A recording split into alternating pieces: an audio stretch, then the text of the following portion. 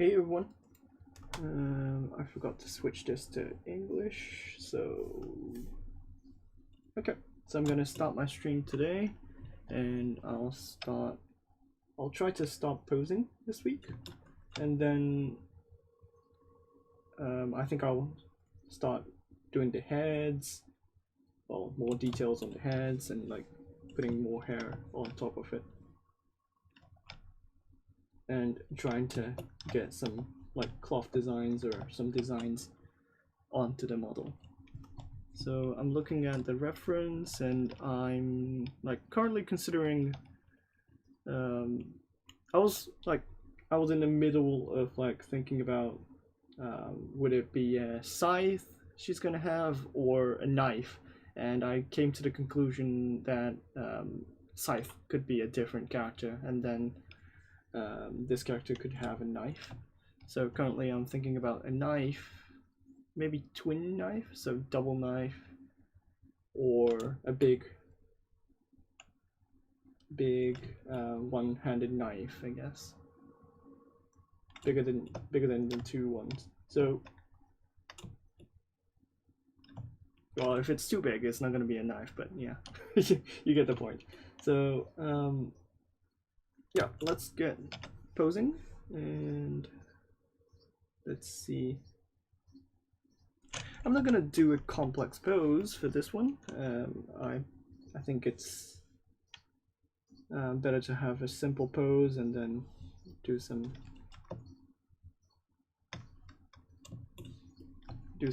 like fancy stuff on the cloths compared to the posing. So let's see. Transpose master, transpose, and then move.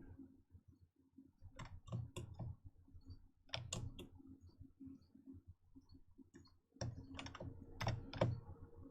think it's better to do the legs first.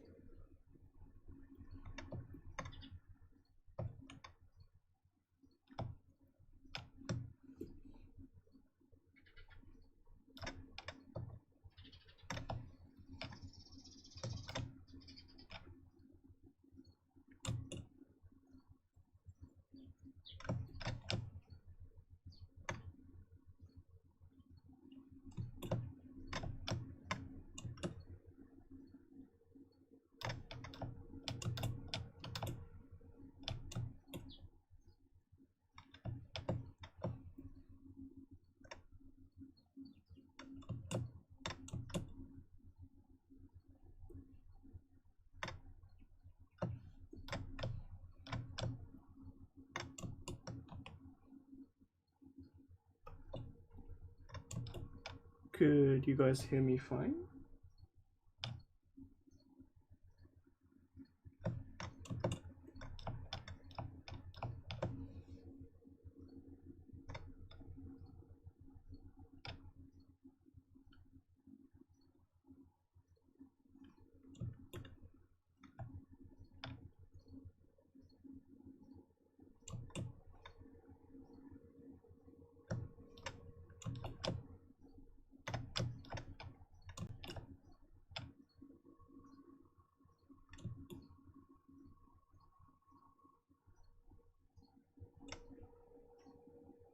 Yeah.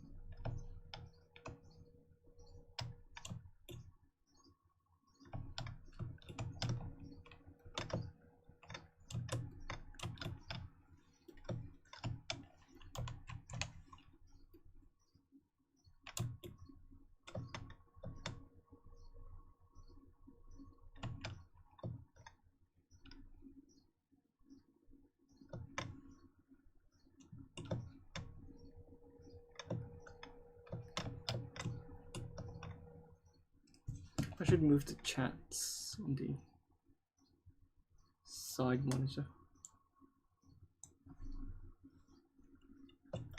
Oh hey, welcome to the stream. It's only a base mesh, but yeah, I think it's not bad for a 2 hours sculpt. I think it was 2 hours last time.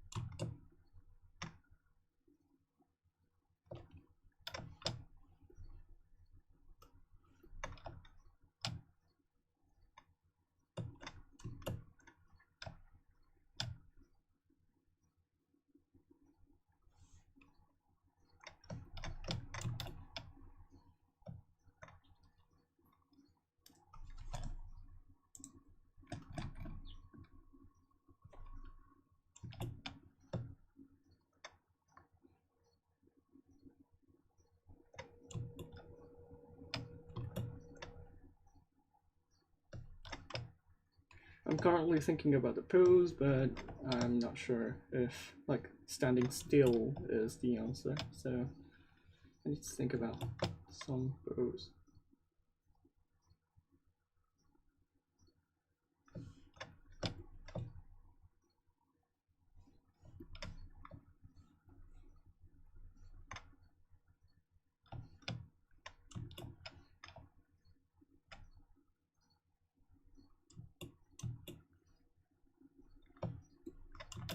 And usually when you do the posing,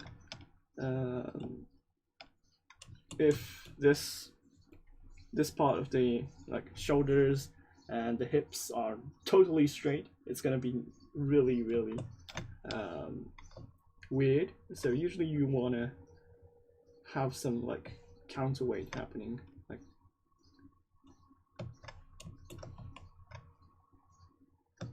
something like this, and then maybe a twist on the head would be better.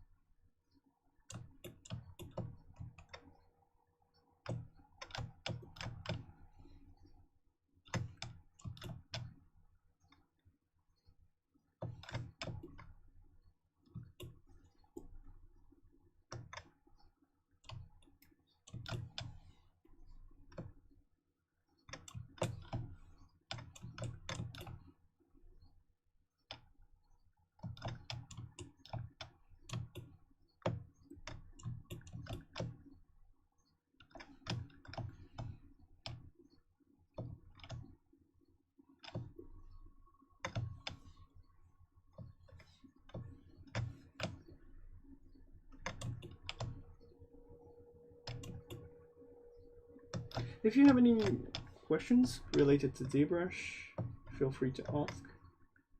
Maybe I'll just focus on the sculpting today, but usually I'll try to answer my questions as much as possible.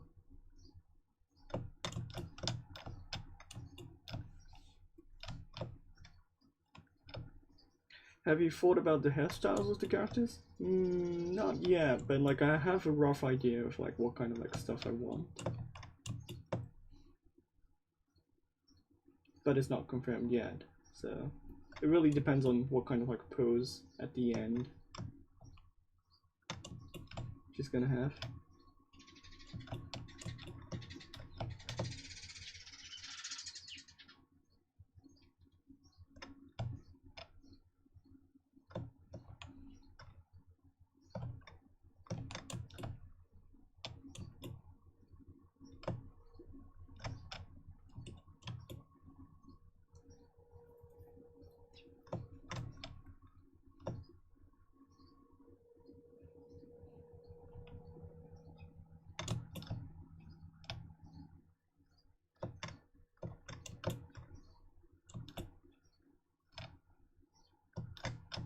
Hey!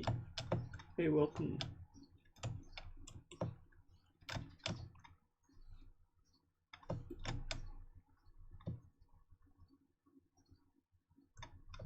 It's been a rough week today. No, rough week this week. So my mood is not really high. I'll try to keep it in a light mood.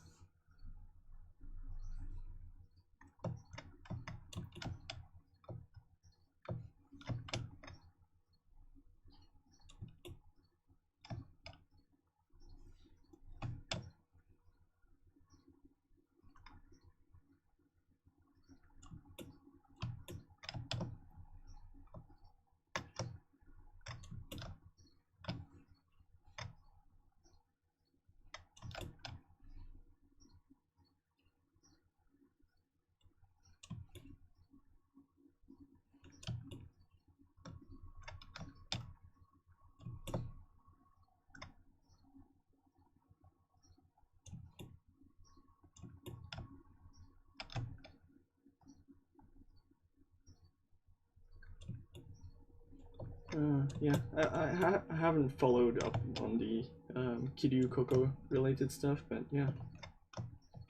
If you're a fan of her, then yeah, it's been a rough day.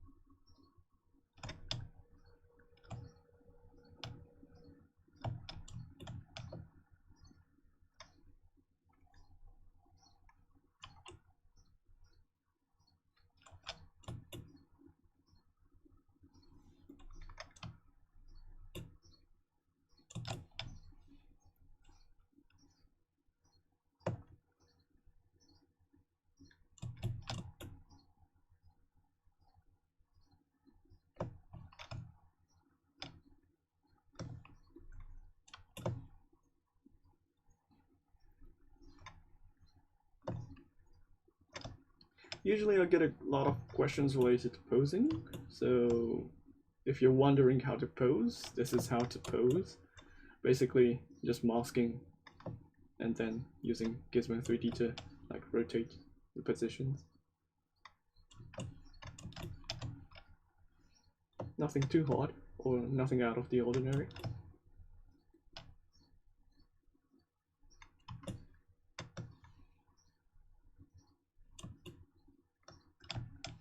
Hey, welcome.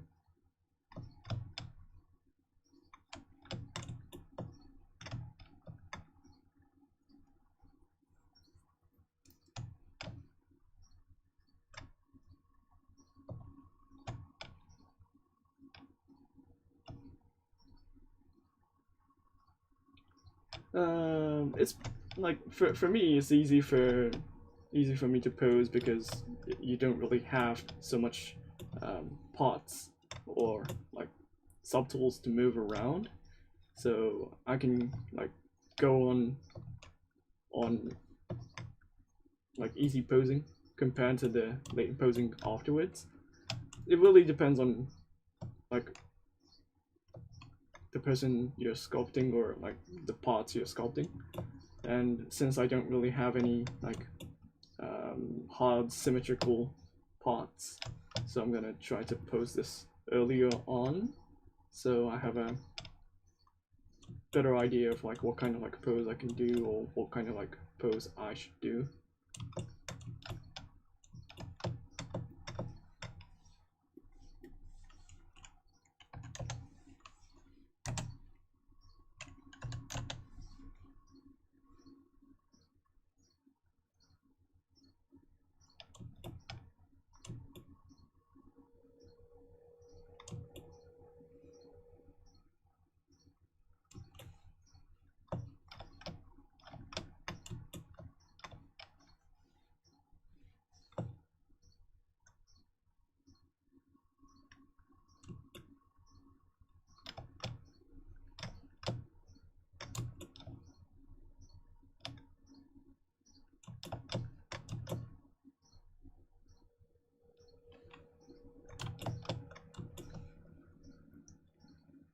Honestly, if you prefer to like pose it later on, it's your choice, but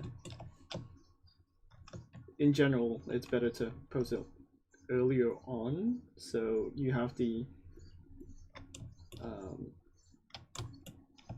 like you don't need to bother with like a lot of like subtools now and then.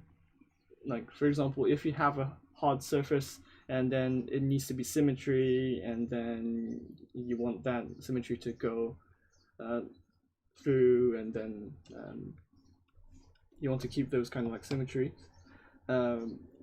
you can do the posing later on. But if you don't really have a lot of hard surfaces and like you don't really have a lot of like subtools, then it's going to be easy for you to just pose it now compared to later on. And you have more time to actually fix this stuff.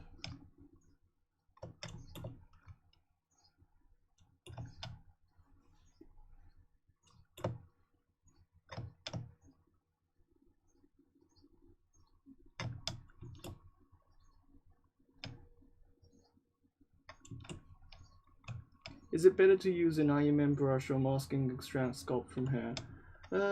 Depends. You can use both.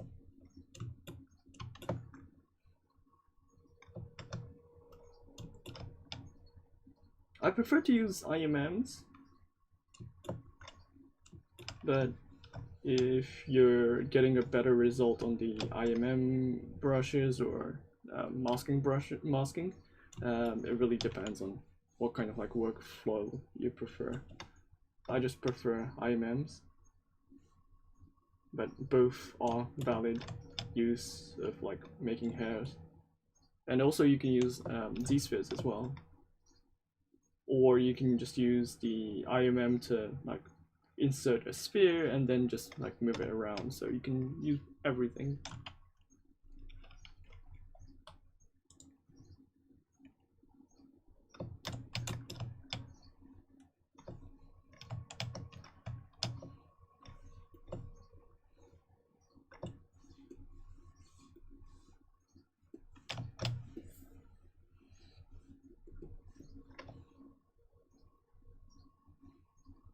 Yeah, if you have a gaming background, I can see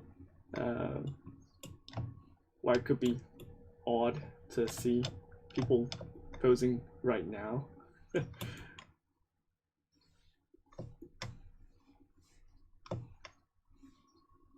think you'd prefer to like keep the T-pose as much as possible.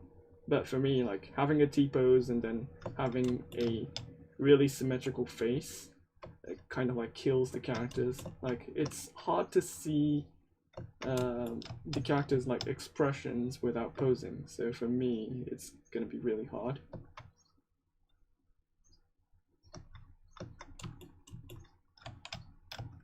So I'd prefer to like break the symmetries as much as possible and then quickly as possible.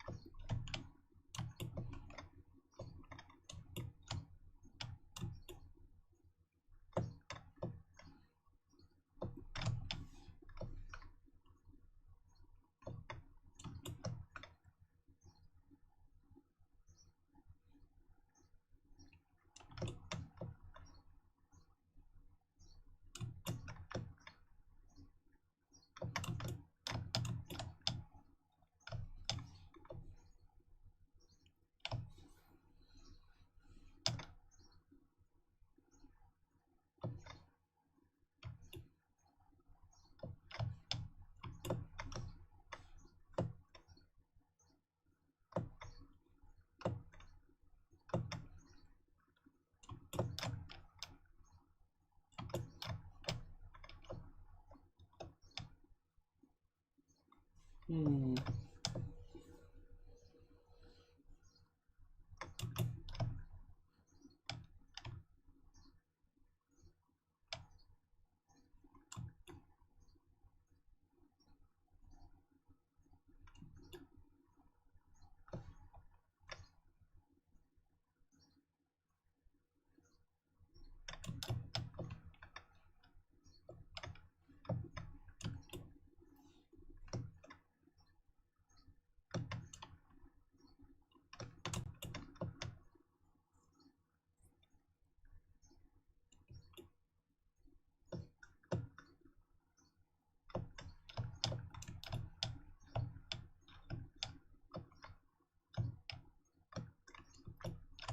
Yeah, exactly.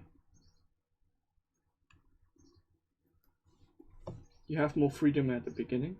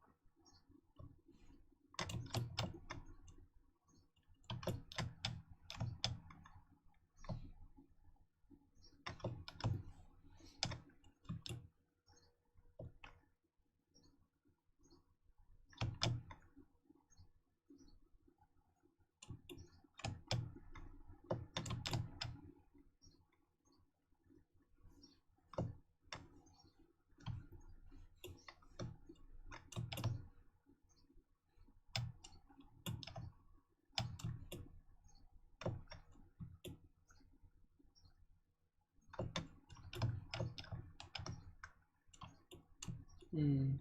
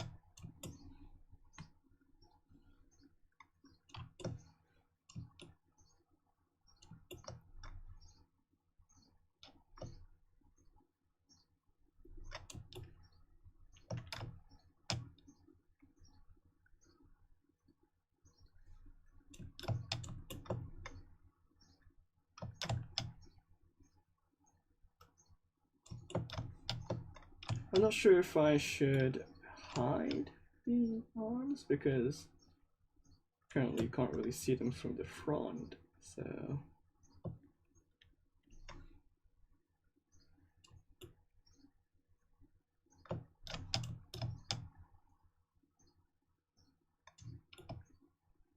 by the way, if you're posing a model and then if you're like wondering what kind of like angle this should or like this should be, or like if you're like adjusting the pose and then if you want to slightly change the angles, you can go to transform axis rotation and then you can assign a key to these. Like for example, if I assign a K to the rotation and then another J to the rotation, and then if you press, I have to use pen on, but if I disable this, you can like rotate the model like this, like pressing K. You have like for each K press, it's gonna like rotate the angle like five degrees. you can do the opposite as well, like pressing J.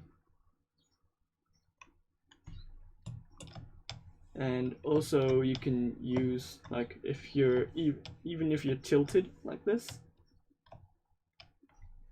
you can press J to like rotate it 5 degrees. So if you're wondering how to change the like camera angle slightly in a fixed axis, you can use this feature, transform axis rotation. And also you can use pen, which if you press J and then until you let go of J, the pen stroke will control how much the rotation you can have. And then if you press K, you can do the same thing as well. And this is controlled by the axis here. So if you want the y-axis to rotate, you can do the same thing.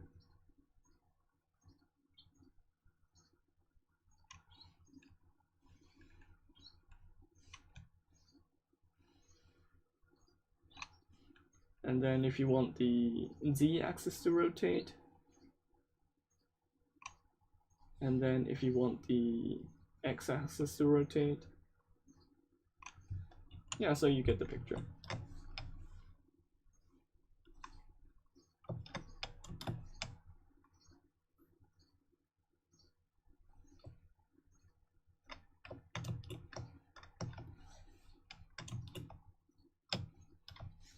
It's pretty handy to have if you're like wondering what kind of like looks you're looking for, or like if you're like slightly adjusting things and then if you're finalizing things, or if you're looking at the face of the model and then like wondering where the cheeks should be, stuff like those.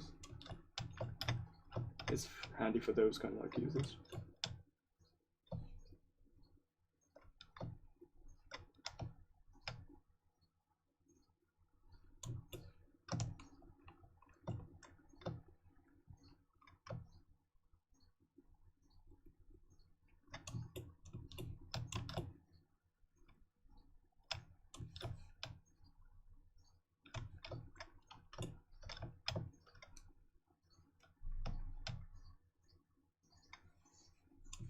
Okay, let's go back to each subtools,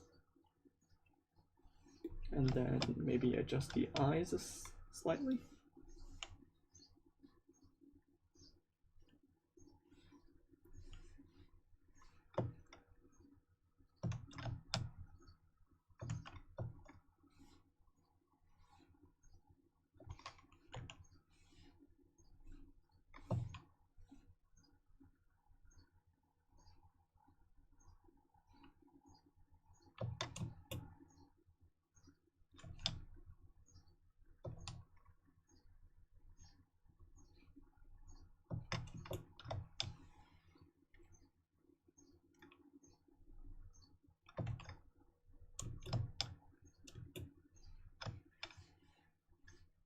Hey George.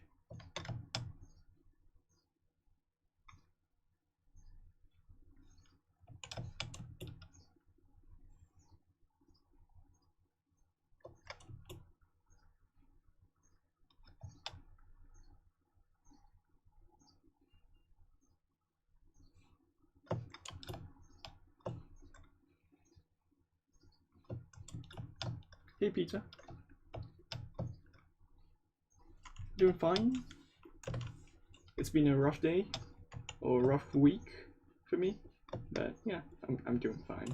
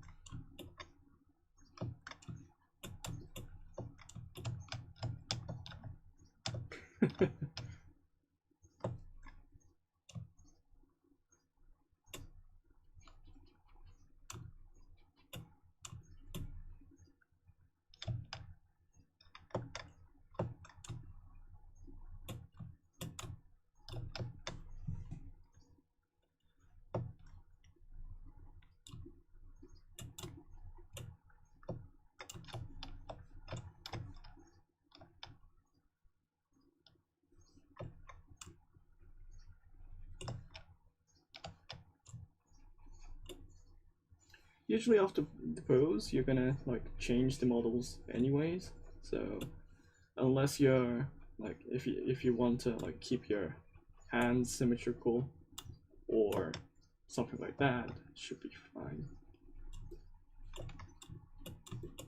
Usually your hands are going to change anyways, so most of the time you're not going to realize, unless like your hand is like 5% bigger or something like that, it's not going to affect the entire model's quality.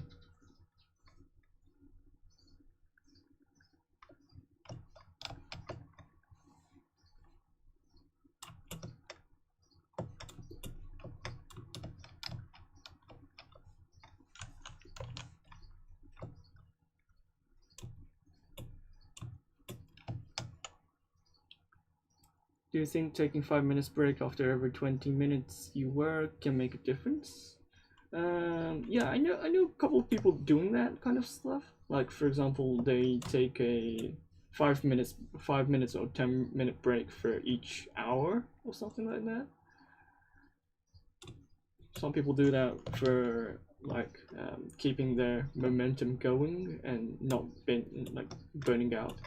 But for me, like reigniting the engines are harder for me to like keep on going, so I usually not prefer to do that, but if it works for you, then I think it's working well.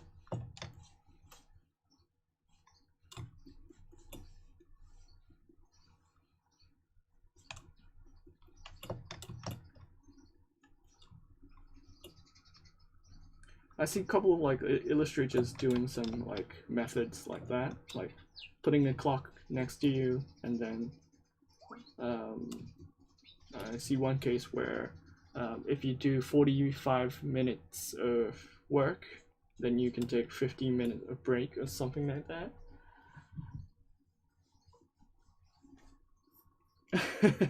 Yeah, exactly, George. Like, it's the same for me. Like, if I start like doing some breaks or like taking too much breaks, then it's gonna be an entire break for me. Then I can't really go back to the work. So for me, it doesn't work. So it really depends. I prefer to do like 8 hours of like straight up sculpting compared to a couple of hours of stuff.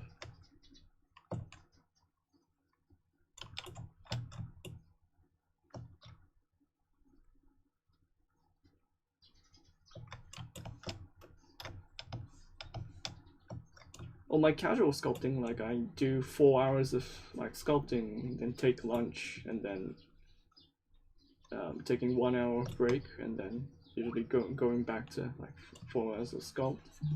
And if I need to do it for like a work or something like that, then I'll just like straight up do 8 hours of sculpt without like lunch.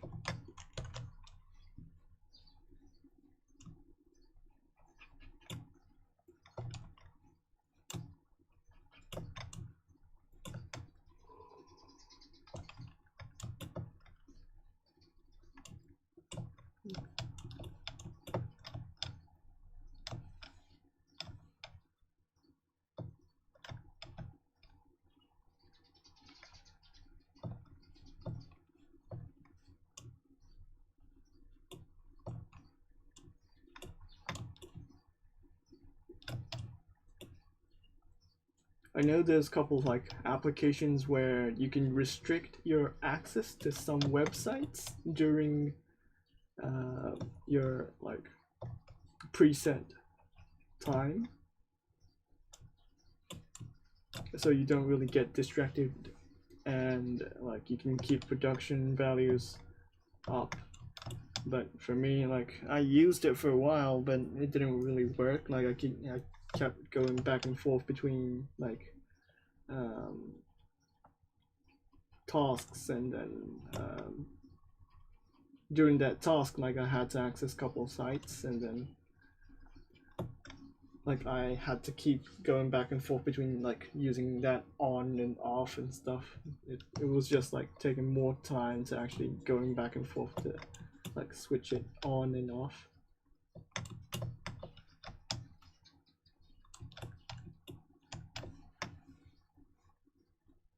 Same for like sleep.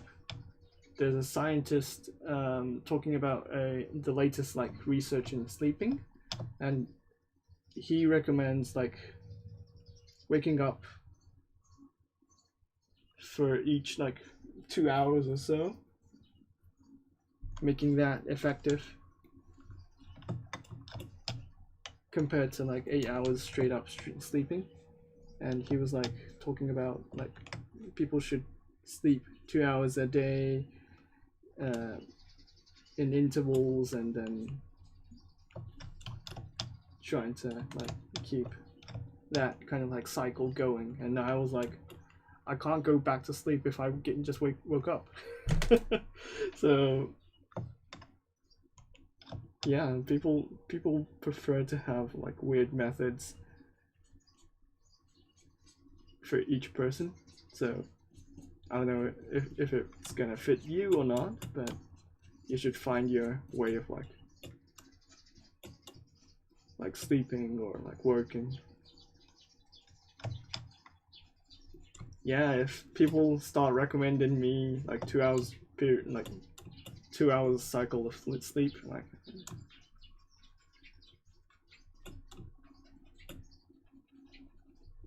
it's gonna give me a headache. I prefer to sleep much more longer.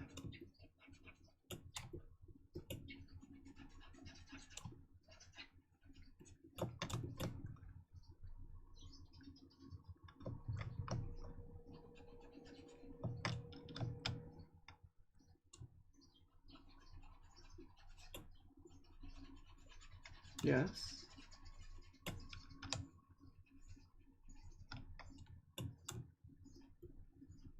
Yeah, some do. Yeah, some artists work crazy.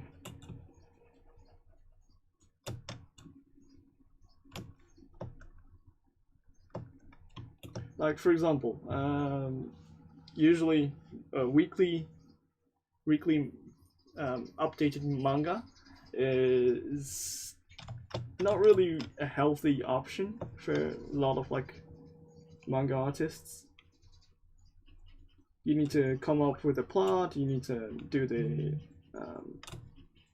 meeting with the editor and talk about like what kind of like stuff you're going to plan to do.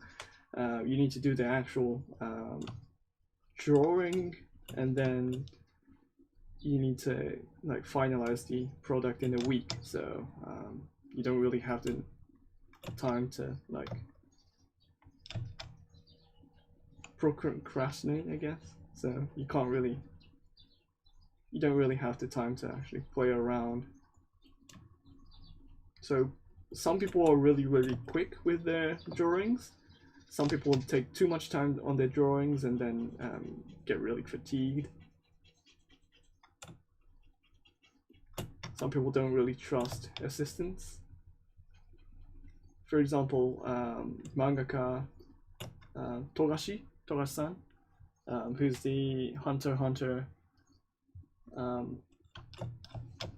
who's the person, like the author behind Hunter x Hunter. He doesn't really trust assistants, so he's gonna try to do all this like drawings and the plot by himself, and he has a health condition as well, so it's gonna be really hard for him to actually do the mangas all by himself. But some people don't really trust assistants. On the other hand, some people heavily rely on the assistants. So some assistants have the privilege of like designing the entire characters and stuff, or designing the actual stories and stuff like that. Yeah, for example, Berserk's author was like tweaking 1 pixel because he was able to like notice on the screen, and he spent hours on the like finalizing that specific dot of the screen, and like I was like, you shouldn't do that kind of like stuff. Some people like really go on to perfection and like damage themselves during the process.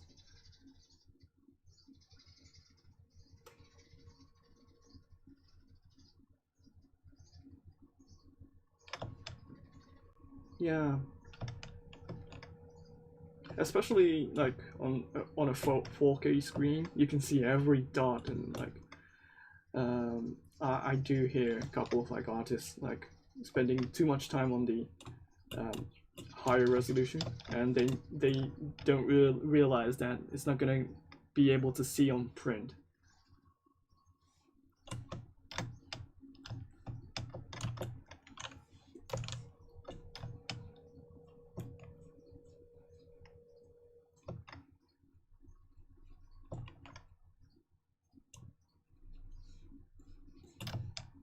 It could, if the print quality improves, and then you have those kind of like quality prints in the future, it might have a bit of an effect,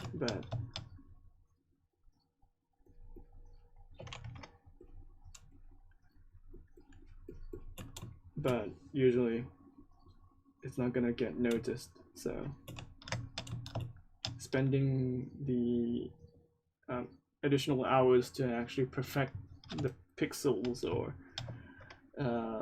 is it better to like move on and then add to the stories? I don't know.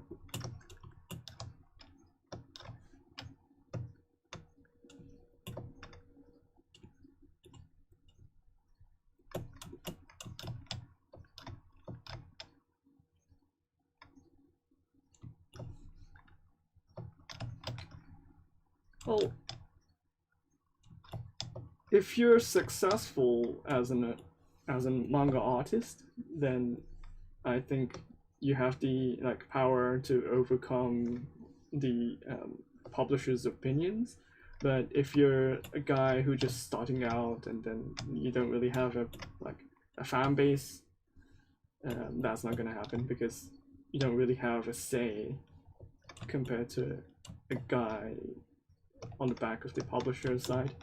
He's gonna have more privilege and powers.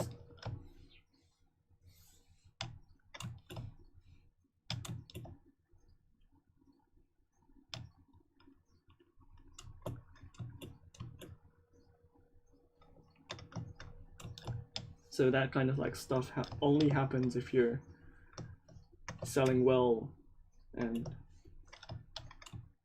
it could have like a huge impact on your health as well.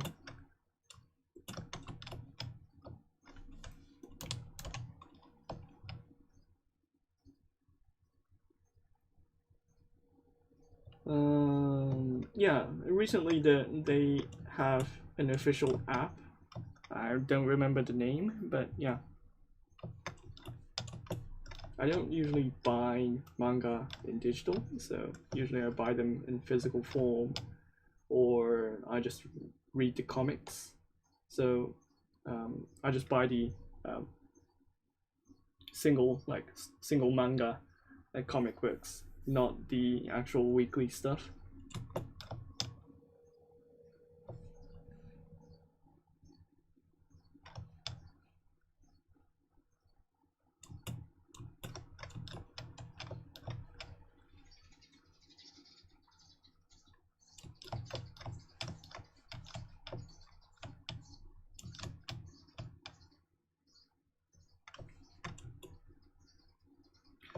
I don't really recently I don't really have the time to actually read mangas, like, so I just noticed that I don't really read so much mangas now. And my focus, like, attention span is like getting really, really weak. I can't really read through one manga for some reason.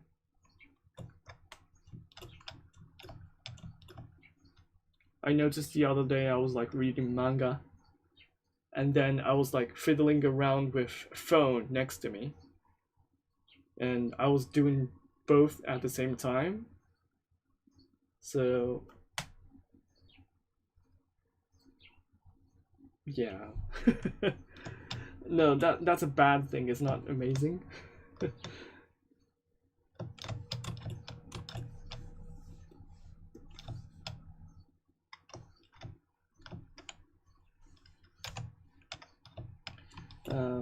If you're gonna try to read mangas, or like if you're gonna, oh hey, hello.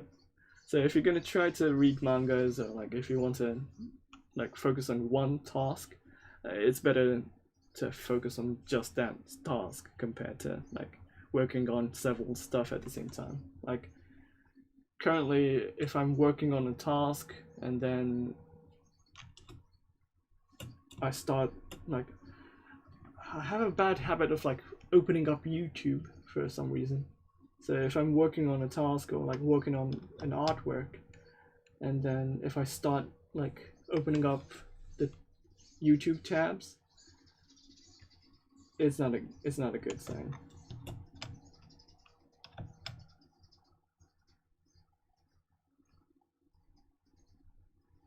Yeah. Same for like playing games as well. Like if I start playing games, I can't really like I'm I'm fascinated about my younger self. I had more attention spans, and like I didn't really give up until I had a better result. But now I'm like I really give up easily.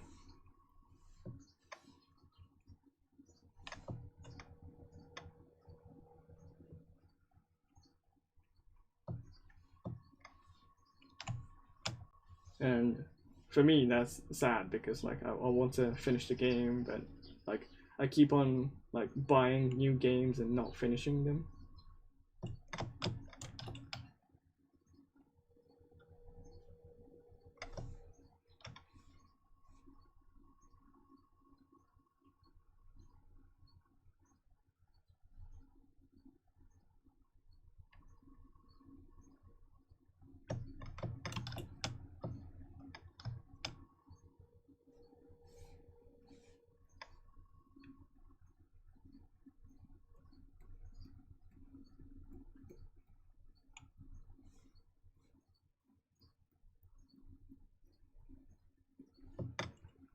But for me, like just doing sculpting for 8 hours is easy. So I don't know why sculpting is easy, but not like reading, or like not read, like just like watching stuff or in general.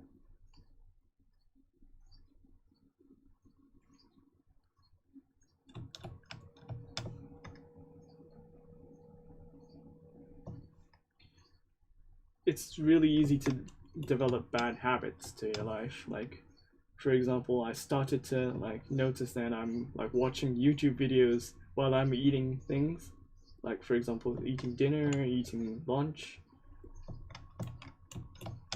And for me, like, I just noticed that happening, and I don't know why that happens, but that's not a good look, right?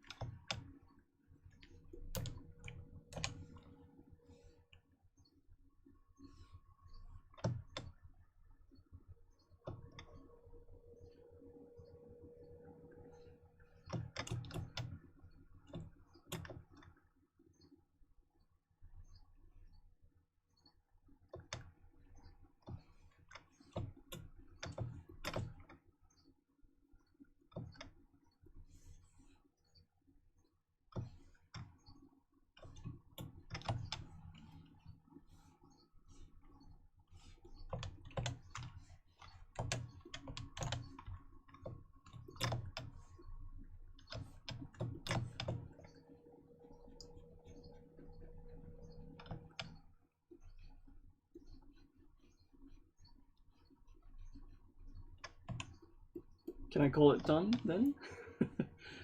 Nah, I need to do more parts and do more stuff before I call it done.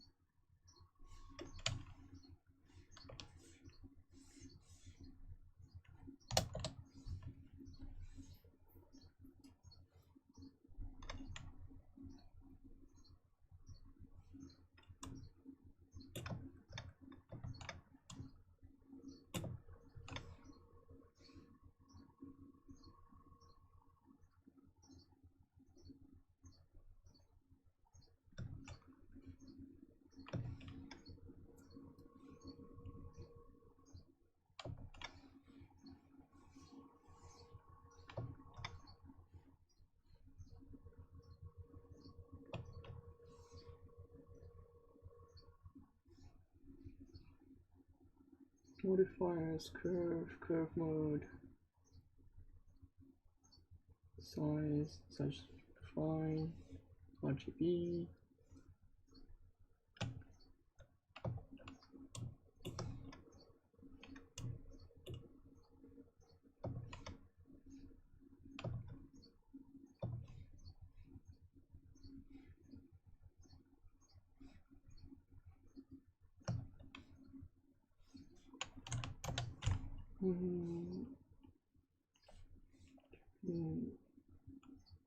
Stroke, lazy mouse off. Oh, curve.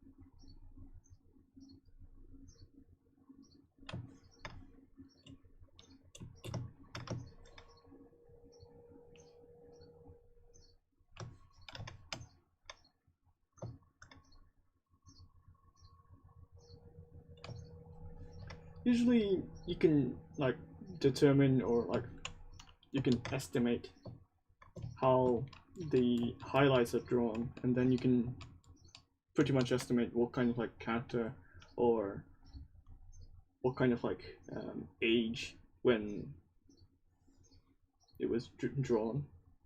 Like for example, if I look at Sailor Moon, it looks pretty old right now, and that kind of like highlighting style is not common right now.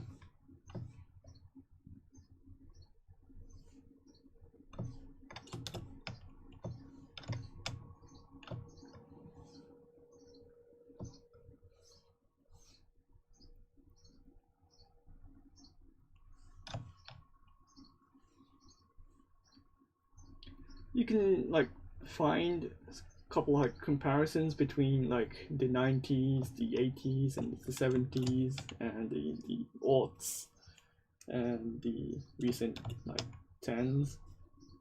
There's a lot of like informations around those kind of like stuff.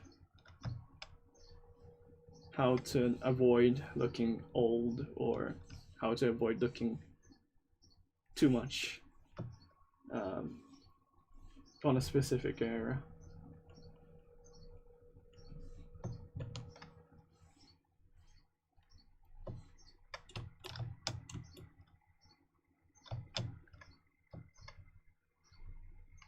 So I'm thinking about the hairs.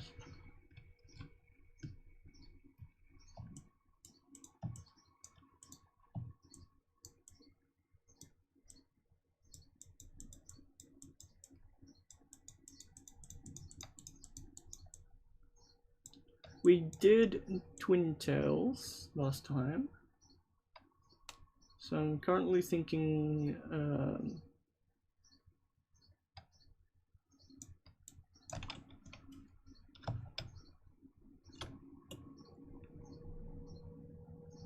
I prefer to sculpt characters.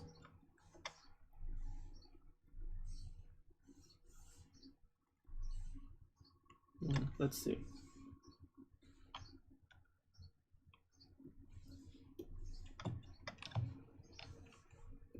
Duplicate, delete lower, making big chunks.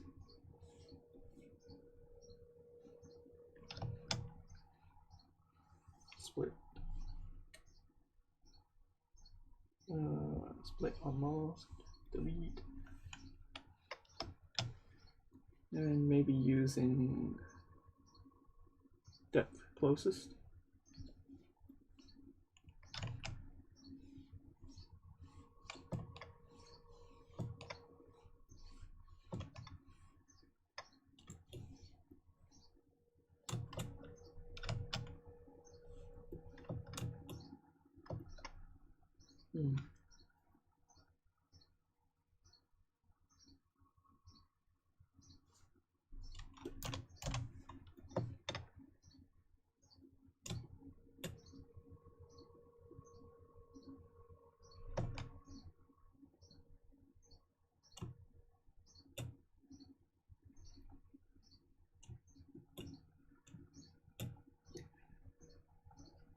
I noticed I have a habit of like making the hairs look pretty much similar in every model, so I'm gonna try to avoid that this time.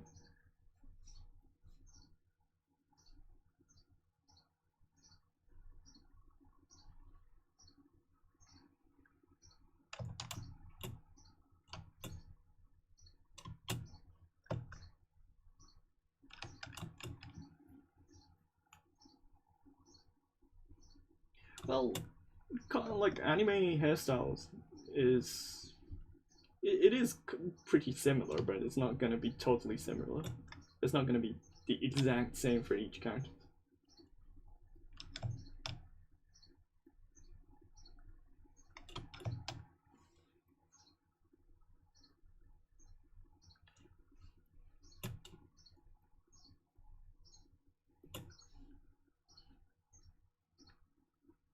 you can usually distinguish the two. So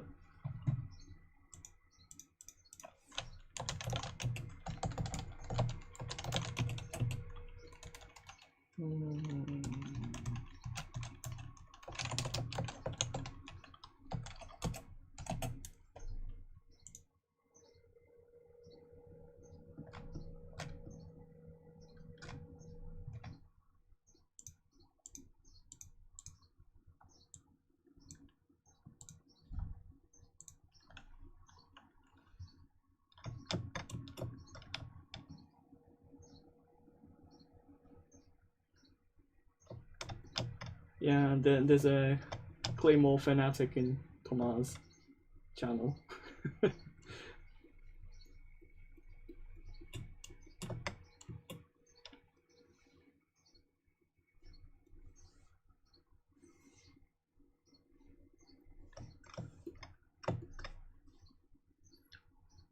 Hello, Daisuke Sensei. Any tips on polypainting those anime style eyes? Whenever I tried it, doesn't look right. Often the lines are not clean and distorted. Make it clean and non-distorted then. Well, I just painted the eyes right now, and usually I just do it freehand. So have enough resolution and then try to paint it straight. Like if you're having hard time like painting these, you can project the like reference images onto the model and then try to hand paint them. Sawaki does those kind of like workflows, so you can check out his stream.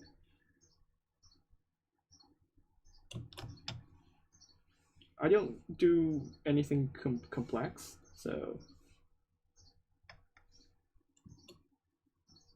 for me, like painting eyes is not really hard, but like painting a particular character's eyes is really hard. Like getting it right is the hard part.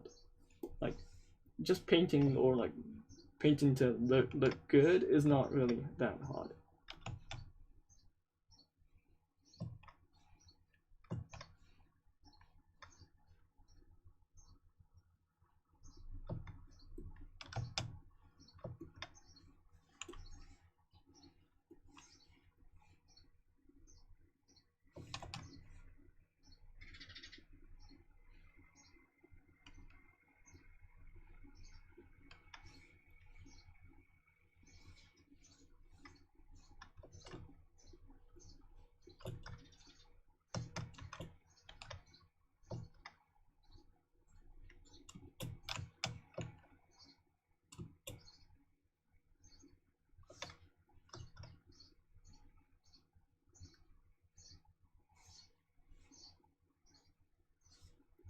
I know it could be hard, but like you just need to do more and more and more.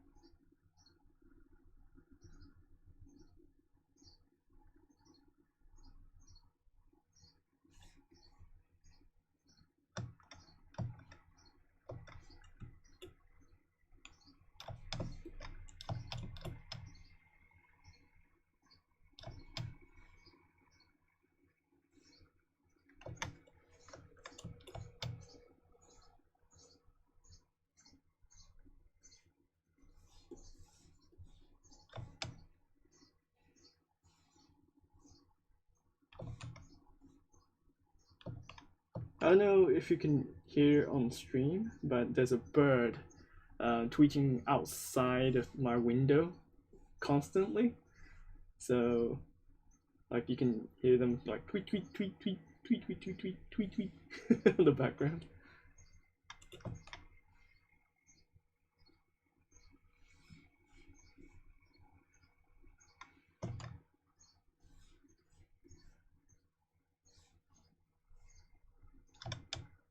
Hey, hi.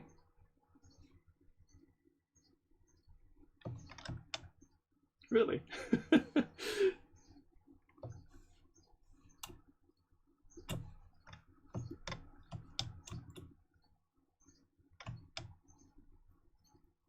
Yeah, they're saying, "Let me in! I want to sculpt."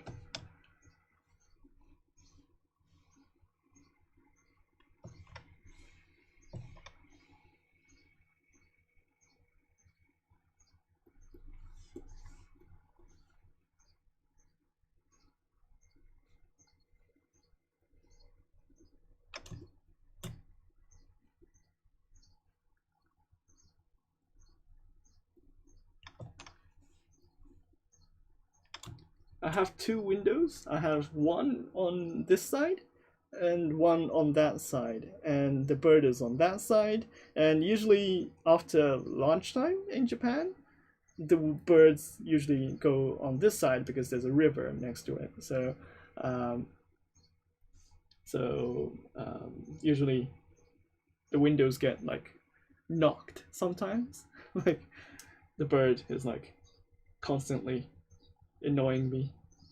So sometimes I record a video on Pixologic JP, and I like explain stuff like what Joseph was doing, like explaining things, and then sometimes the birds noise get really intense, and I have to cut the audio so it doesn't have that bird like constantly tweeting at me.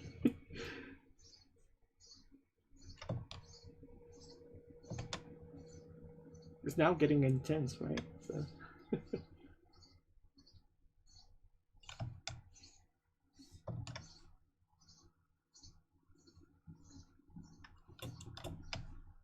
It's like bird ASMR stream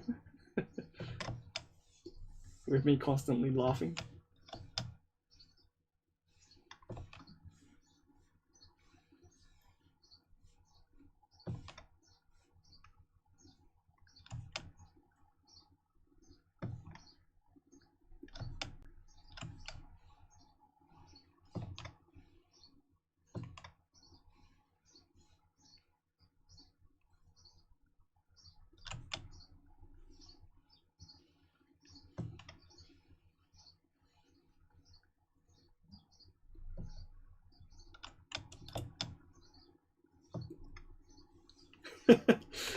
That's not my kind of like Twitter.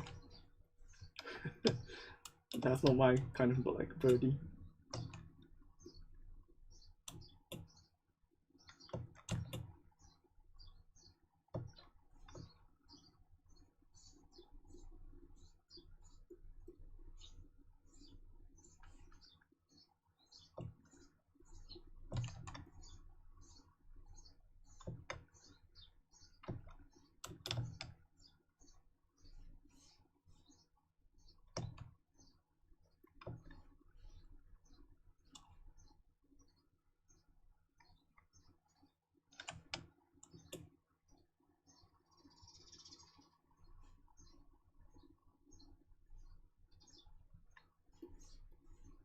I'm getting the overall like silhouette of the hairs first, so some people might wonder why are you not connecting these areas, because that's not really important when I'm looking at these kind of like silhouettes. So getting the silhouettes first is really important compared to the rest of the process. I can just connect them afterwards, or like use backface to like connect these like this, but for now it's not really important.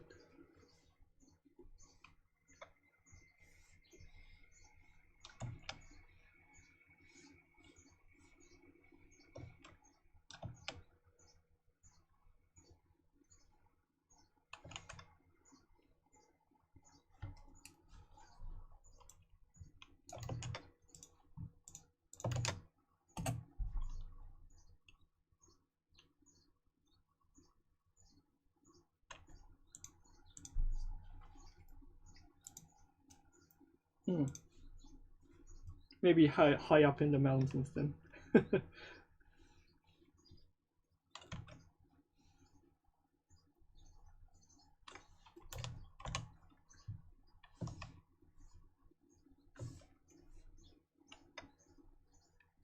By the way, it's currently 7:44 in Japan, so it's in the morning. I started the stream around 6:30, so I have 40 minutes to go for the stream.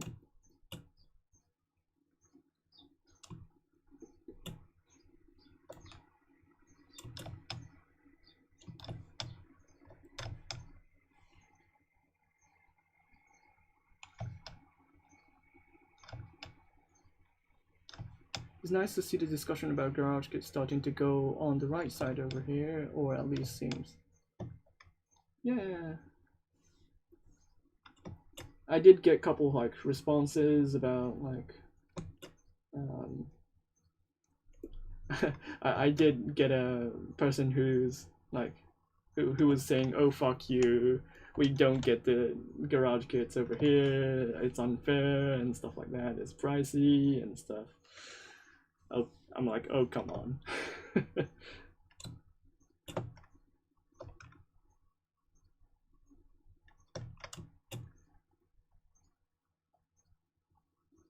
I would like to know if you have a Discord community for sculptors for anime type of figures.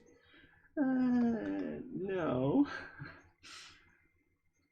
I don't know how much people would like to join, but usually you can ask me questions if you have one in ZBrush Discord. It's in this side. If you look at the middle section of the stream, you can see a Discord invite or the Discord URL showing up, so you can join there as well.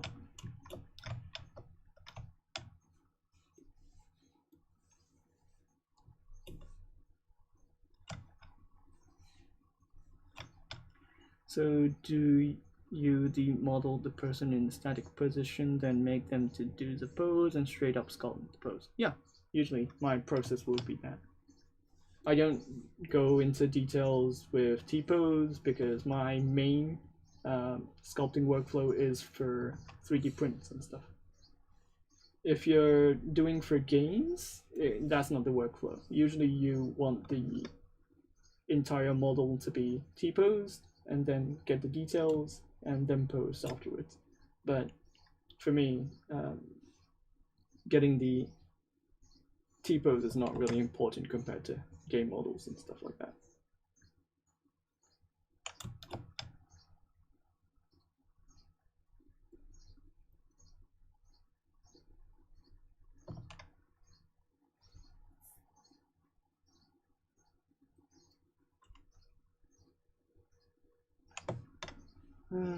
Yeah, I do think a couple of people would like to do anime figures, but I don't know. I don't know. It kind of feels like limited. I do see a rise in interest because of the Genshin Impact and stuff like that, but I don't know in general if that's the case.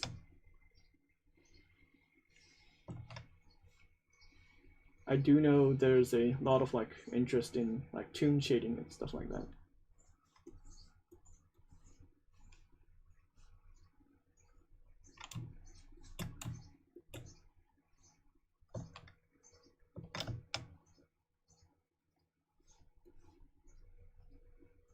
Yeah, we can talk anime if you want.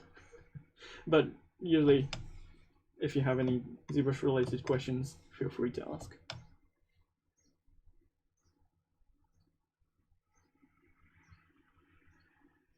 Yeah, like I like Discord when it's not really taking my time from production. Like if I'm just like casually sitting there and then like someone pinging me, I don't really mind.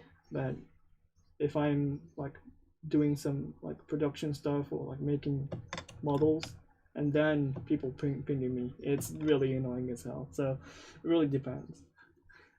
You can turn it off as well, of course, but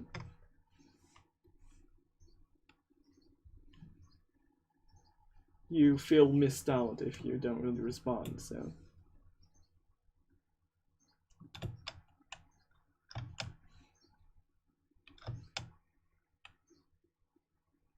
how to make pretty anime girls in ZBrush. I'm just showing you. Like, I did a couple of streams in the past as well, so you can check those out as well. And you can check Saraki Kaoru's stream. He explains things in Japanese entirely, but you can see them visually and then follow through. He's the master of like the cleanest topology ever in the world for sculpting, and mine is more the dirty, quick and dirty topology stuff. I don't really prefer like if I spend the time actually getting the topologies correct, I can do it, but it's gonna take more time for me, and I don't see a reason why to do it.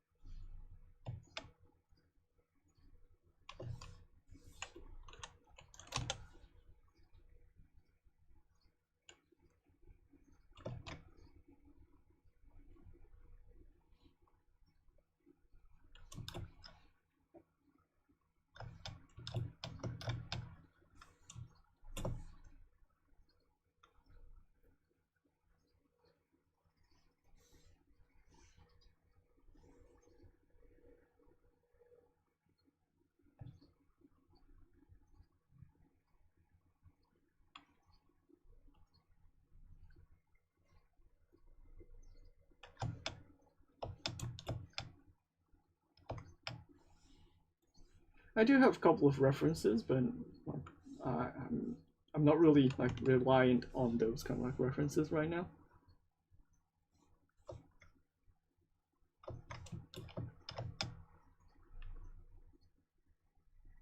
I do have a couple of like assassin images or like usual generic assassin type or knife.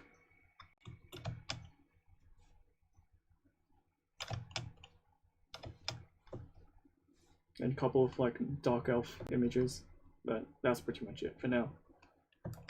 I can collect more images if I go along, like if I have solidified a like what kind of like stuff I want to make. And then usually at the end of the sculpt I have like 200 images on the one reference sheet. Hey Cosmic Legends. I make some anime characters, but I want to become a pro figurine artist. In the West or in Japan?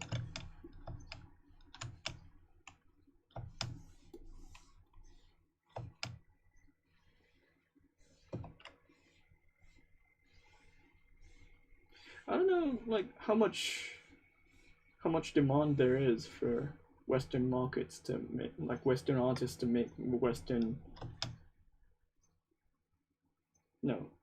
artists to make Japanese figurines, Japanese style figurines in the West. Usually, it really like people import those kind of like sculpts compared to like relying them on the Western artists to do it.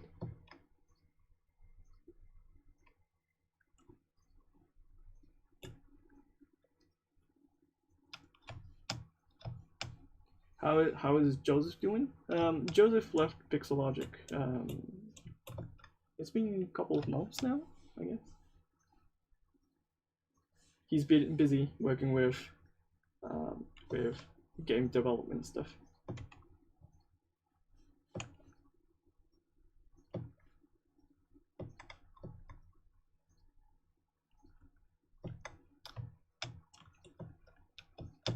Yeah, making figurines, like, it's not really huge, like,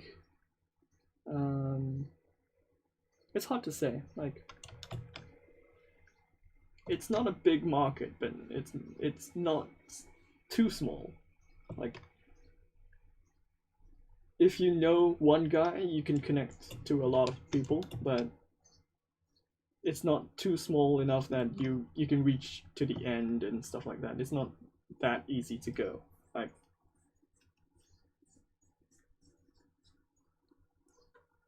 with a license stuff, not a lot, but people start to make 3D prints with no license. Yeah, I kind of see that. If it was Japan, it's gonna be really, really strict. If you're a Japanese artist and then if you're selling a 3D model without like licenses, that's not a good sign. Like, usually you get an angry message from the fellow artists, or sometimes you get a message from the license holders saying you can't do that. So usually Japanese like license are really strict and those kind of like stuff. Historically, it's been loose for comics or illustrations. Those are really permissive. Like they give you a bit of freedom, and unless it's gonna damage the reputation of the brand or the series. Like, for example, there was a court case with the Doraemon stuff or the Pokemon stuff, and because of that, people saw Nintendo as really, really strict against the fan art, but Nintendo itself doesn't really go after like casual fan arts or fan artists. But if they start to get really, really big, and then if they start to get tied with their brand, and that's not a good sign for them. So they take legal action if they needed to. So you have this kind of like blurry line that you can't really go across, or you don't want to go over it. But usually for the like 3D models or the figurine markets, it's really easy to go cross the line if you don't really know the rules. Like, for example, for garage kits, we have a one-day license system in Japan. So if you're making a figurine which is licensed to a specific license, you have to ask permission to the license holder through a event organization or the event committee. Like, for example, if you want to join a Wonder Festival event, and then if you have a specific character, you have to ask OneFest if this is permitted, and then if I can get permission. And that's before like 6 months or like 4 months before the event happens.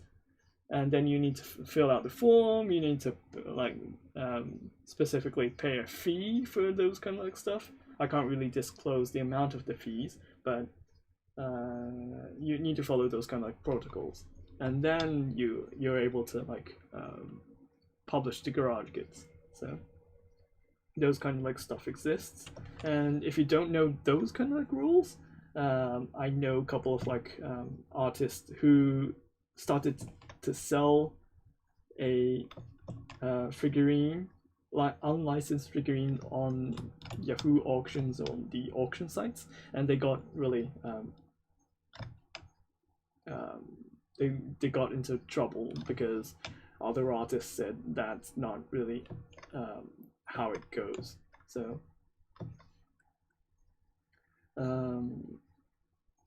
the reason why artists are looking out for other artists, and then if they go over the border of those kind of like the lines, it's gonna like, they are strict because it's gonna affect the entire population or the entire figurine community as a whole. If someone is like making the lines blurry, or going across the lines really, really easily, so people look out for other artists' activities, and then if they cross a border or cross the line, they'll try to like pull them back to the line. So that's why they are really, really strict.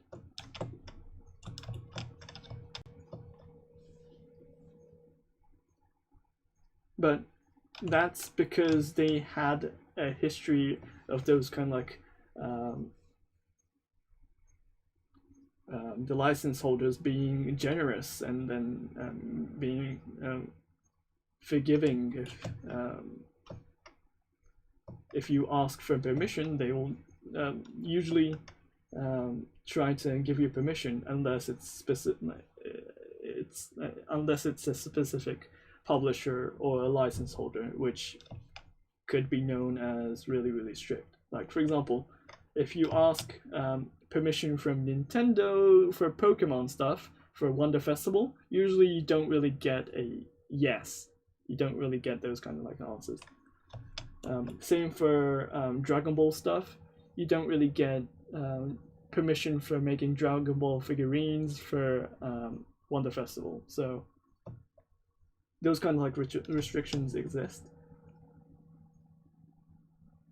But usually artists follow the rules because the one-day license system entirely is built around like the license holders being generous. So if you make the license holders angry, entire community will suffer from it. And like we had a couple of examples where a license holder really got angry with a specific guy who was making illegal non-copyrighted or like non-licensed models, and then he shut down the entire section for that specific license. So that kind of like stuff is risky. So we don't want artists going across the borders and then like feeling that's okay. So for Japanese artists, we look out for each other and call out if that's not okay.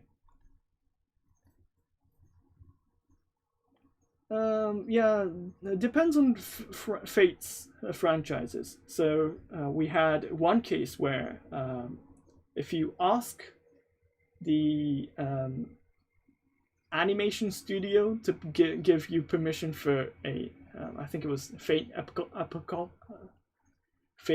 Apocrypha,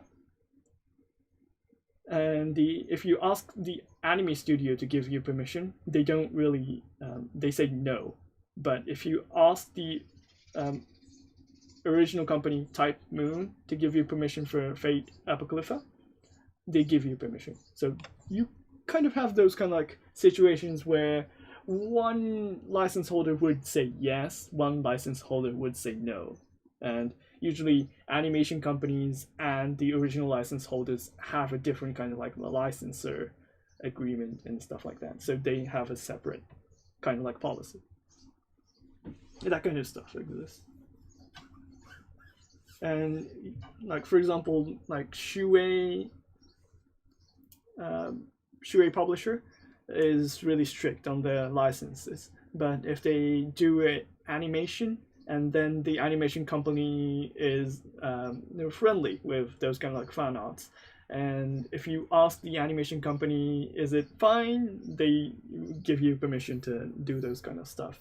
But it really depends on the license itself. So one anime could be fine, or one manga could be fine, but one other manga in the same publisher is not fine at all. So you have those kind of like stuff that you need to deal with, and that's the daily thing that we need to deal with in everyday Wonder Festival event or the figurine events. Would the licensor ever hire the artists?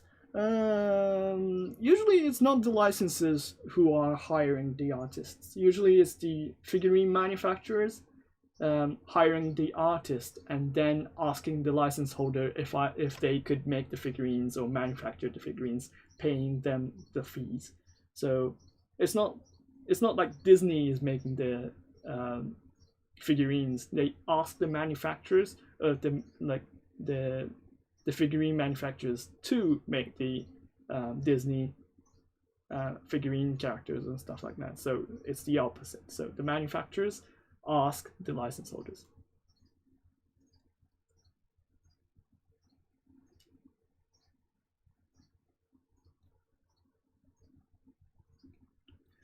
Sounds like a maze of trouble to make one character. Yeah, we need to deal with those kind of like stuff. And then we have guys like recasters making a copy of figurines and selling it on a half price, and then people buying that stuff, saying that's the way to go. And I'm like, people, like, you can imagine why people are pissed, right?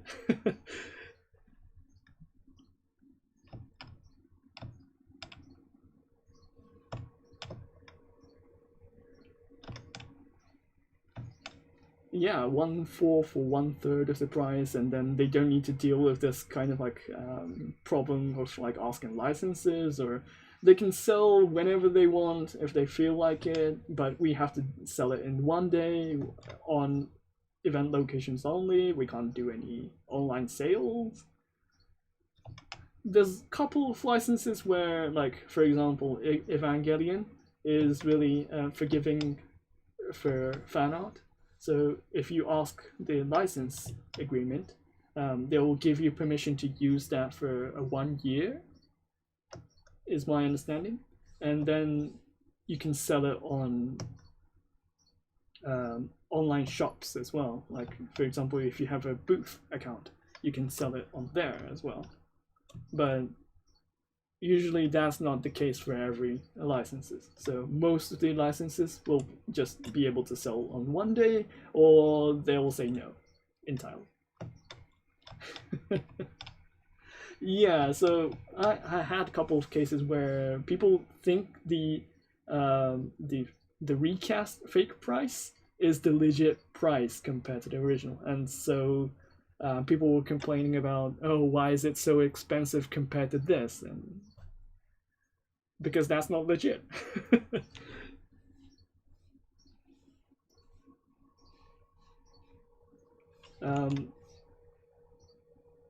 If somebody just joined in to the stream and have no context what I'm talking about, it's I had a talk. I had a small blog article made and talking about recast of garage kits.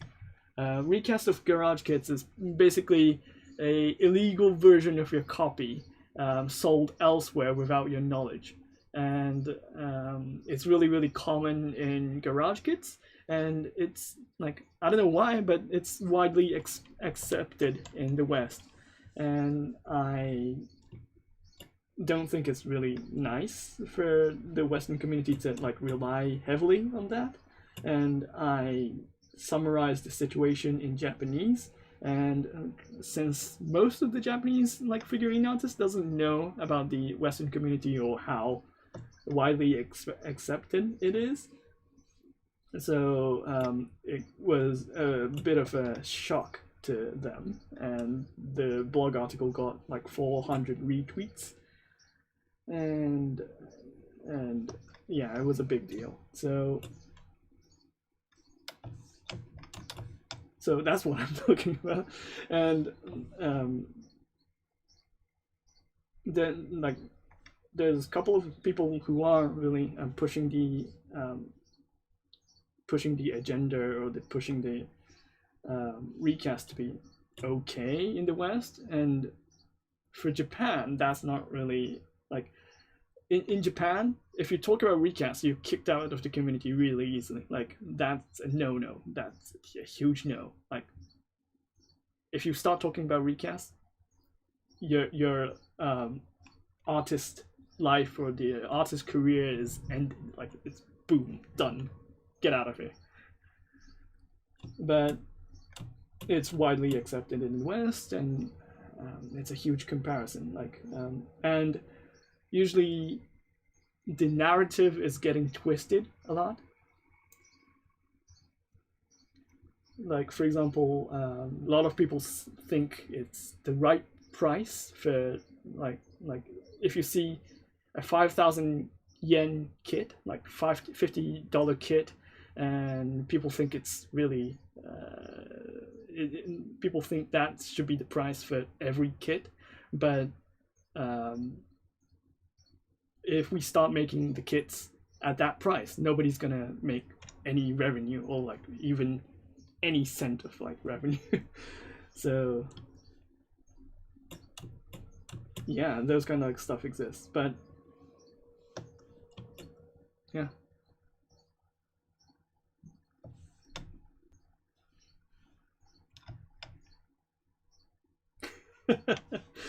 Yeah, well, those kind of like complex situations exist in garage kits, especially in Japan, and it's not really talked about in Japan as well. Like people don't really talk about hard things or like sometimes political stuff like this.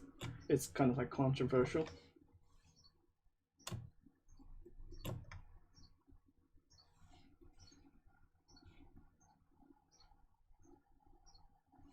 But as an artist, like I can't really forgive the idea of people thinking it's fine, or like the artists are like supporting or like forgiving those kind of like activities. So I can't really say it's like we support those kind of activities.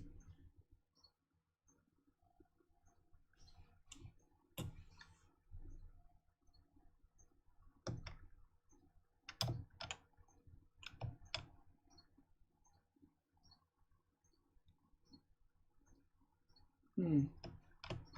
Yeah, I hope a couple of artists who can start selling original kits will allow more original characters or original base characters, and then be able to sell those kinds of stuff more compared to licensed stuff, because that will be more easier to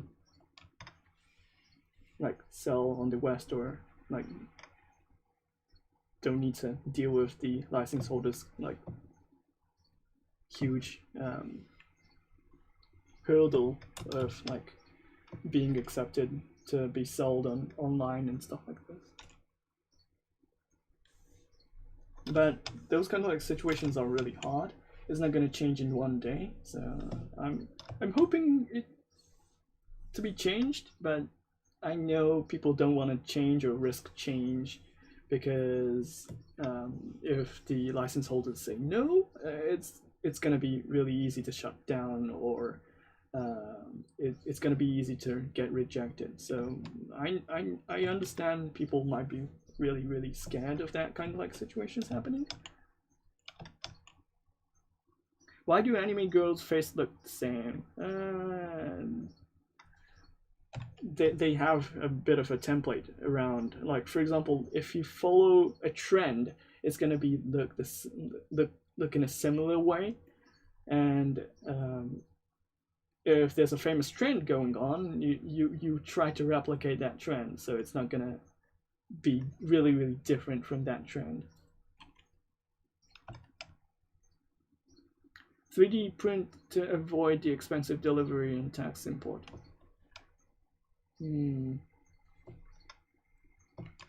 Yeah, for physical kit, the importing tax and shipping fees is a huge issue. But for the license holders, they, because you have a physical kit, you have the estimate of like how many kits are being sold.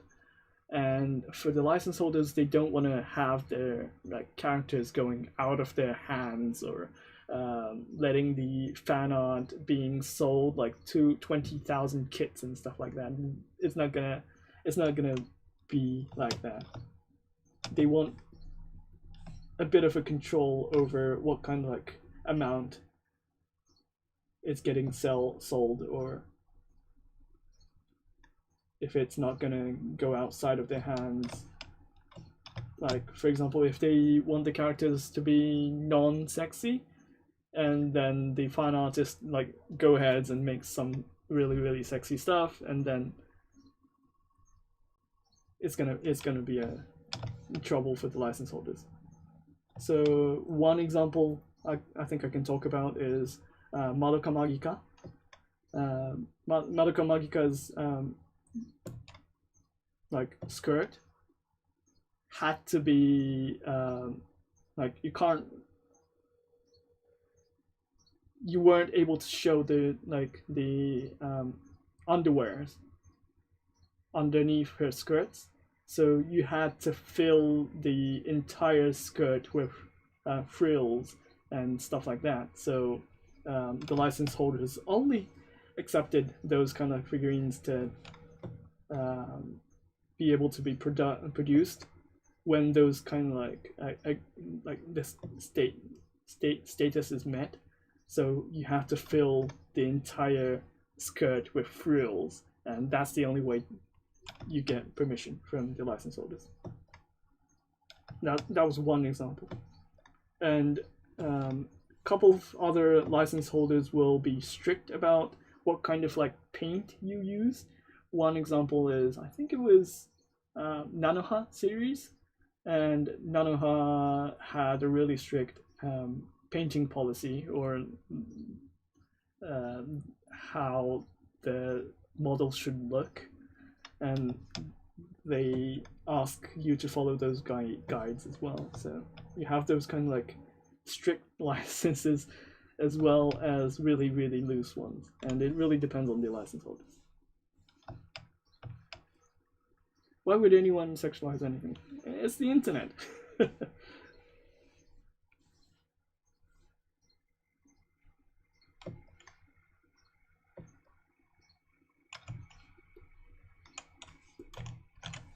So yeah, there's really loose license holders. Like for example, Toho is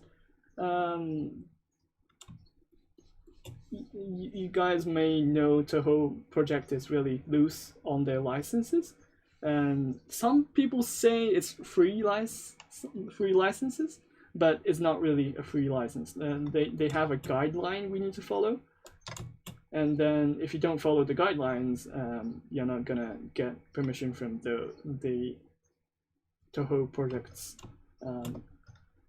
author, Zun. So people sometimes mistake Toho Project because it's really, really forgiving in their agreements, but it's not a free license, and you have to follow the guidelines. Is it possible to make 80 retro anime style characters on ZBrush? Like for example Ninja Scroll? I don't know Ninja Scroll. Oh, wait. I may know Ninja Scrolls.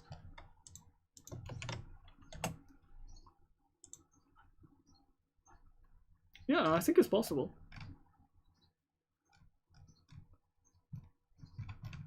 Yeah, you do see like 90s anime characters or 80s characters made by fans.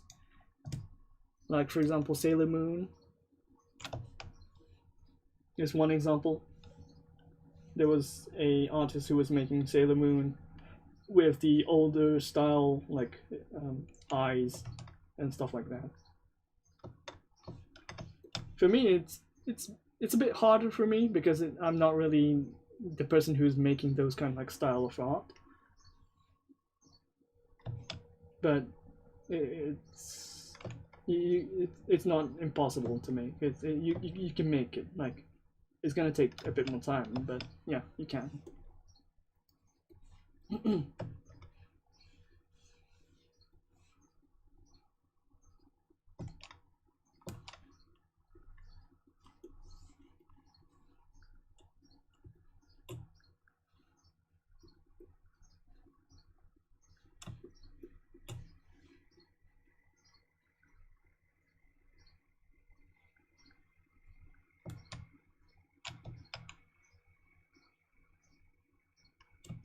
Yeah, Sailor Moon was, I guess it was the beginning of 90s, right?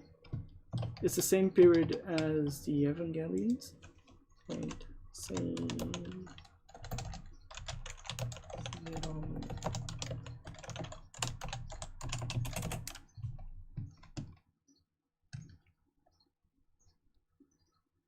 yeah, the original one was 92, so it's basically the beginning of 90s. and it got republished around the noughts and the 10th. Yeah.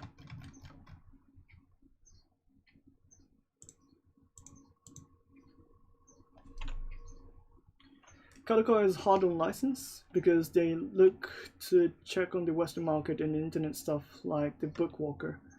And I have even seen the announcement and translation of Konosuba TV RPG. Well, no, Kadokawa is pretty forgiving for fan arts. Like, depending on the license, though. For example,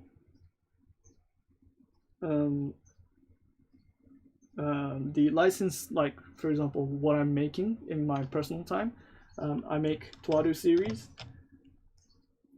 Toaru series is under Kadokawa's license agreement, but that stuff is not really hard to like follow. You don't really have the hard restrictions on how much stuff you can make. But they'll charge you like a couple of fees to actually follow up with the artwork, the price. Like usually the price goes around like 5 to 10% of royalty fees.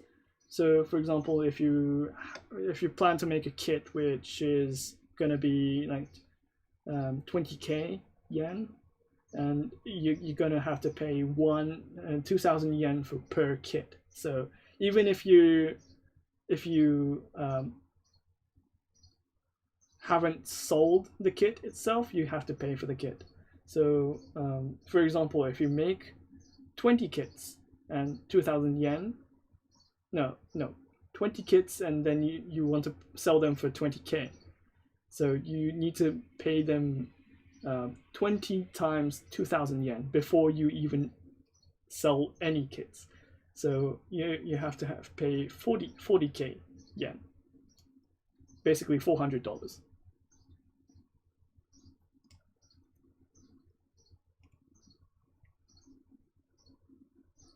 And then if you include the resin fees, the mold of the silicone molds, and then the time to make the actual original prototype, and the event, like joining the event itself, cost money, traveling back and forth between the hotel if you have the hotel, or the train if you're living in locally, those kind of like cost adds up, and there's no revenue, like basically.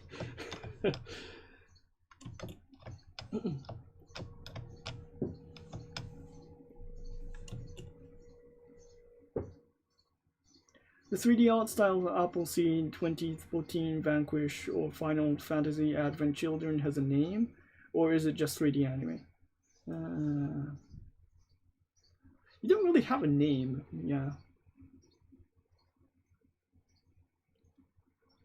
It's kind of like real, like how do you say it? Like we sometimes call it polygon face.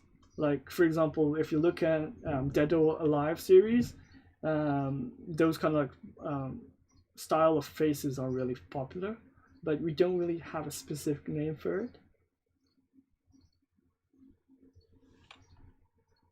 But if you want to talk to another artist talking about what like a specific style, you bring up those kind of like Final Fantasy, Advent Children, or those kind of titles, and they will instantly recognize it.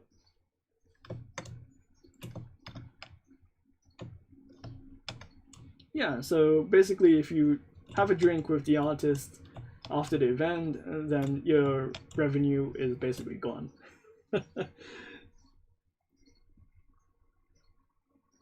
So you're not gonna make money, or you're not gonna make a bank with making figurines or making garage kits.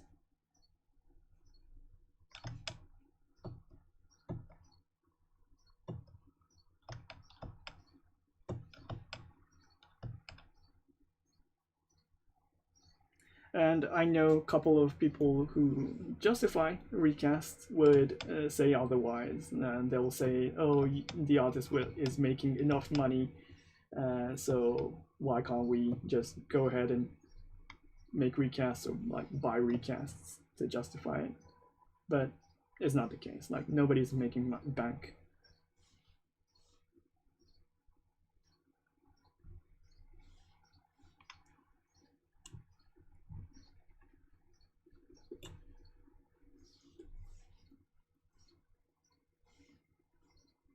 And usually most of the revenue, if we even make one, is gonna go back entirely to the next artwork or the next work we're planning. So you have the overhead cost before you even begin as well. So where can I find your portfolio? I usually post this stuff on Instagram. So I summarize the sculpts, so you can take a look here.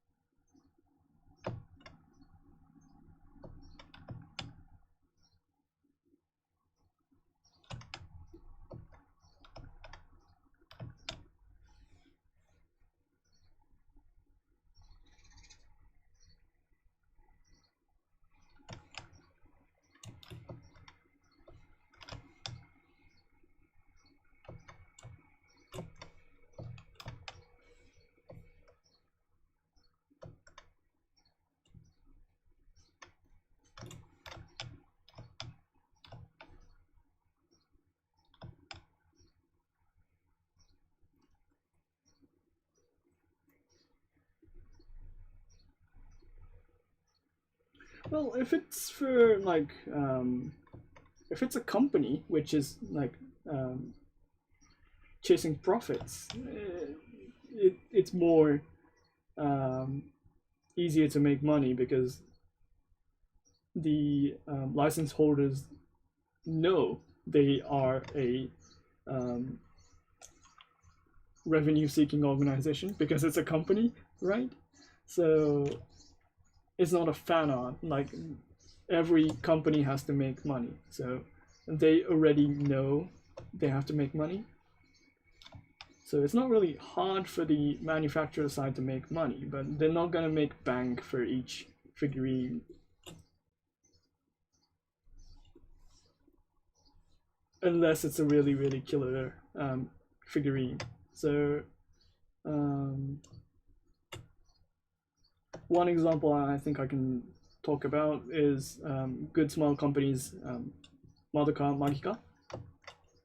And that Madoka really, really sold well. And it was really selling crazy. And the manufacturers, like the painting side or the assembling side, didn't really get to catch up. And they had to ask like multiple factories to actually get that model done. So in that case, I think that's gonna make enough revenue for a period like for a couple of like times. But that's just one example. So if one character is selling well, but the other character is not selling well, you need to balance out those kind of like damages versus the revenue. So you need to do those kind of like stuff as well. You did this character on ZBrush from scratch, or did you sketch then import to ZBrush? Well, you can see on the stream, like on the last stream I started the model from a sphere, basically. Like I started from this sphere over here. So you can imagine how, like you can see the entire process on the stream, how I made the entire body, and then how I'm able to like make these kind of like hairs and poses as well. So you can chase 2 streams and you can catch up on that.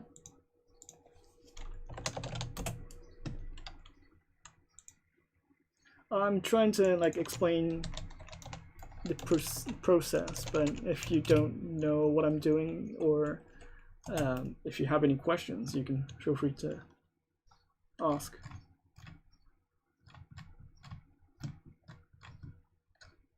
So the other stream is this one.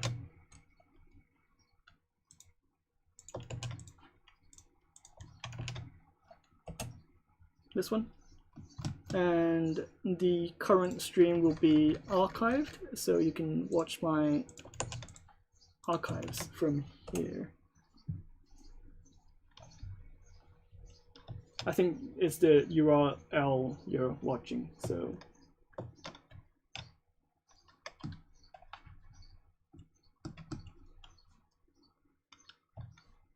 I would love to learn the process of cutting the models, but I never found anything about it.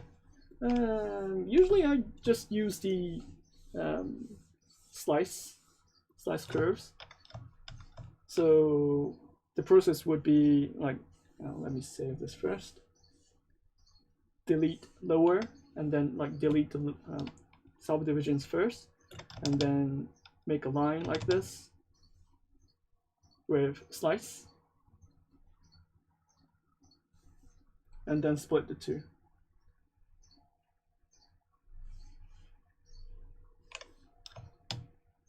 And then you have the arm separated from the model. And then you'll need to like close the holes like this. And then what you want to do is use this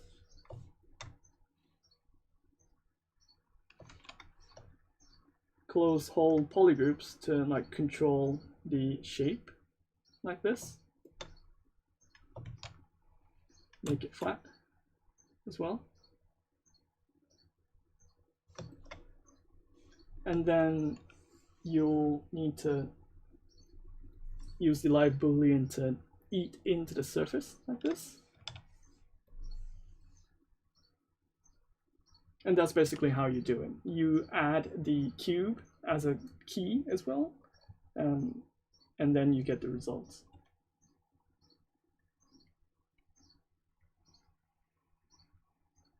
Because this part is thin, I would usually do the opposite, or because this is not really an important part to split, you'll try to like do other parts to do the splits, but this is basically how you do it.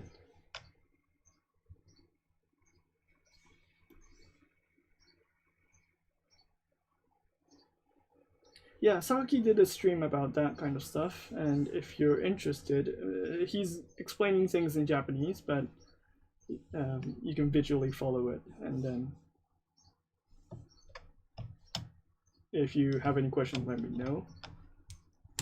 Let me see if I can track down that specific stream.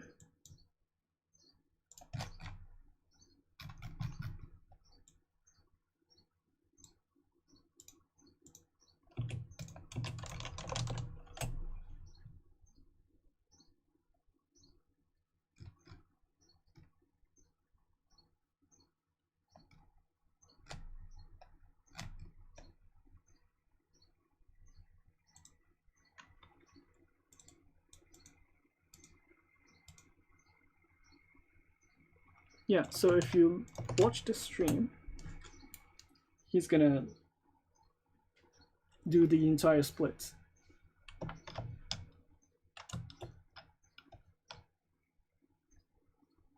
And also, you can find the ZBrush top tips.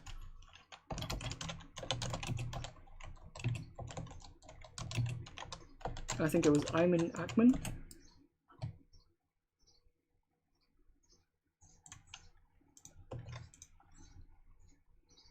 No, Ayman Actor, explaining you the articulation or the creating the keys on the model. So you can watch those as well.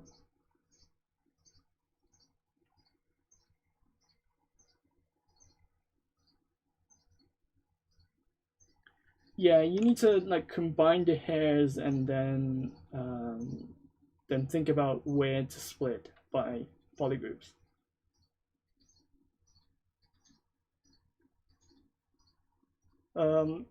Comic Legends, Ask ZBrush video is covered by currently Paul.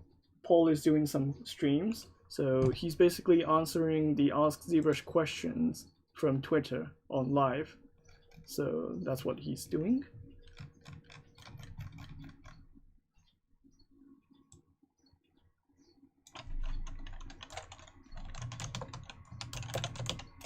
So if you have like questions related to ZBrush, then you can post them on Twitter, hashtag AskZBrush, and Paul will answer you on stream.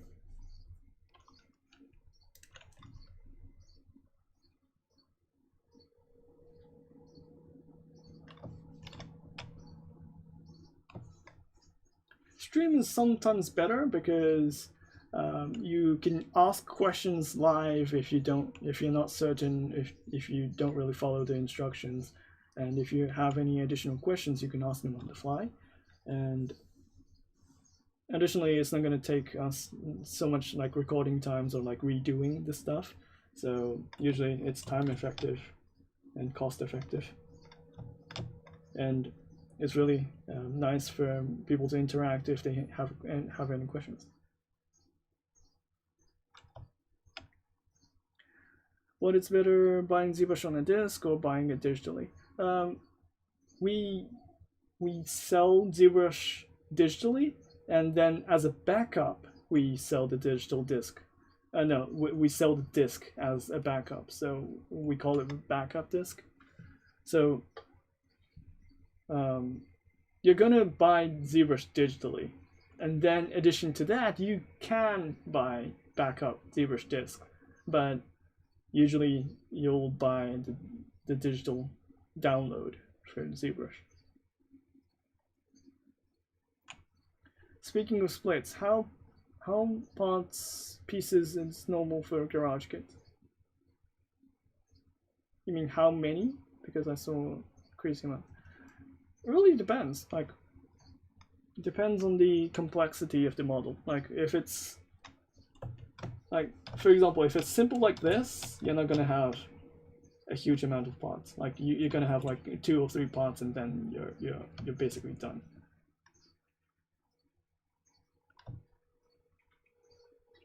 I guess it's 4 because you have the body and the head, and then you have the hair, and you have the back and front of the hairs. So 1, 2, 3, 4. So 4. Is the subtool grouping system gonna get improved? What do you mean by improved? What do you want? You mean the nesting in the folders?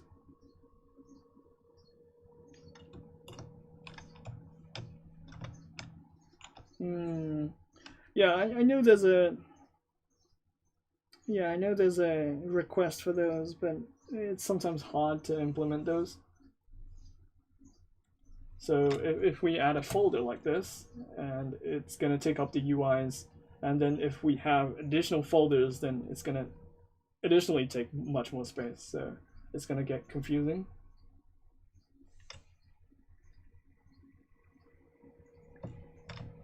And for me, like, I don't really use folders that much.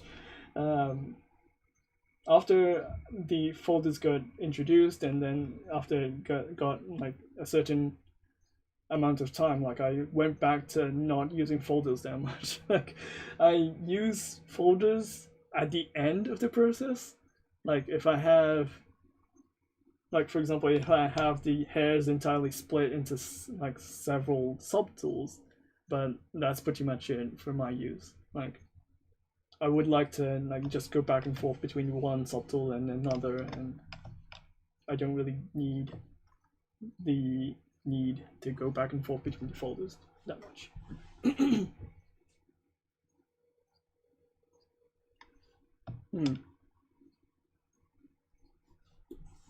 Yeah, I understand what you want. Yeah.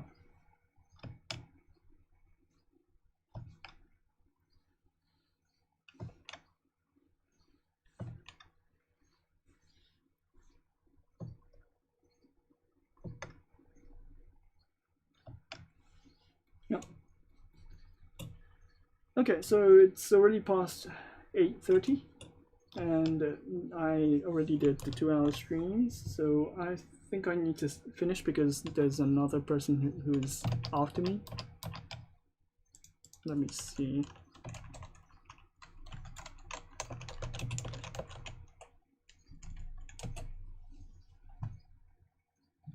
Yep, so I need to finish the stream and say hey to Derek. So in 20 minutes he's gonna start the stream, so I need to finish the stream.